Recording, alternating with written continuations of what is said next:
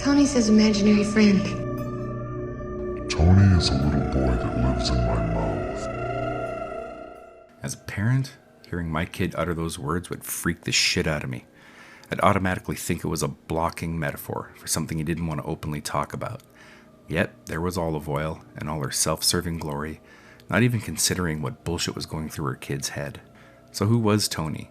The movie only offers one explanation. The imaginary friend who lives in Danny's mouth and hides in his stomach if anyone tries to look for him.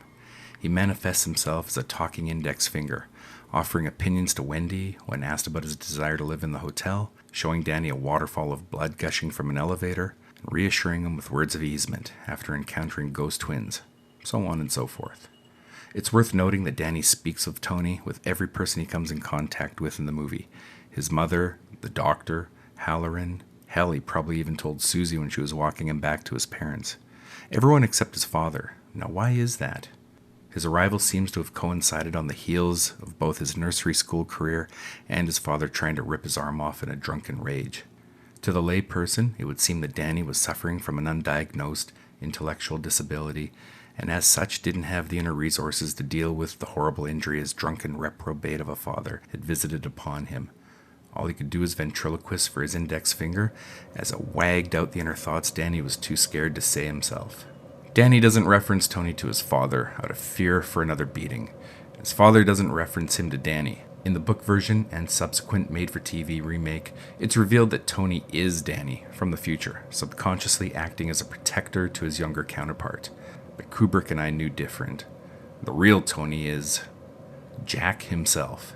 For decades, Jack lingered the halls of the Overlook, stuck in a dimensional stasis and cursed to always be the caretaker of a place that refused to let his original spirit rest after he succumbed to cabin fever and committed suicide following the resort's first season in 1909. For generations, he returned time and time again. The presence surrounding the hotel and the willingness of Ullman, who was also fastened to this everlasting loop, to keep Jack in place for the benefit of the baneful and beastly elements, to ensure their continued skulk through the dark recesses of what we call hell, they call home.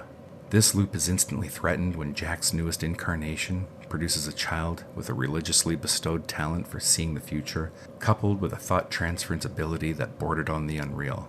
In the back of his mind, he talks to Danny, using words a child would only understand, trying to warn him, trying to get word out to Wendy. Do not let us go there. Once we're there, I'm helpless to stop what might happen. Even scaring his son with images of dead girls and elevators of blood to try and prevent the next tragedy in the cycle from happening.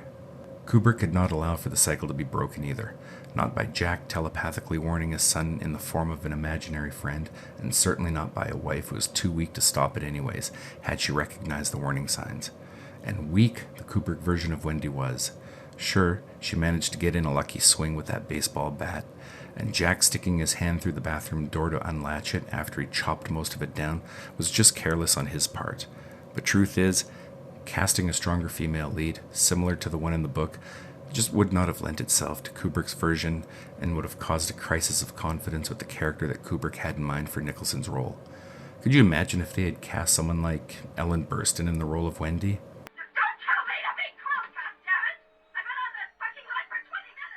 Not that Shelley Duvall was a B player, but she was pretty much only needed for her ability to snort cry. Anyway, not to get off topic about the true identity of Tony. After the attack on his son, Jack gives up drinking. Not so much for the sobriety, but for the safety of his family, whom he desperately needed if he were to sever this eternal book that kept rewriting itself. His lonely, tortured spirit roamed the halls, keeping the boilers going, heating the hotel, but praying for the day he'd finally be able to type the words that eluded him for over 100 years. The end.